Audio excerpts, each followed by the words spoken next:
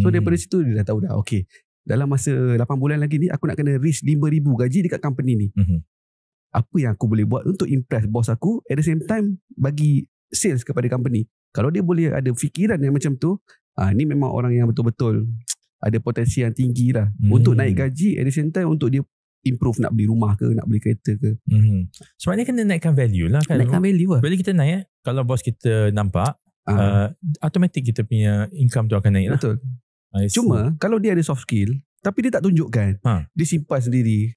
Dia fikir, kalau aku tunjukkan aku ada skill ni, nanti aku dapat banyak kerja pula ni. Aduh, redundant lah kan. Dah lah nak kena balik pukul 10 pula ni. Ini memang mindset yang memang sebenarnya kau nak menjatuhkan diri kau. Kau dah tahu dah kau boleh buat benda ni, kau boleh deliver. Why not kau share je dekat team, share ke dekat manager kan, supaya benda ni gunakanlah skill kau kat sini kan.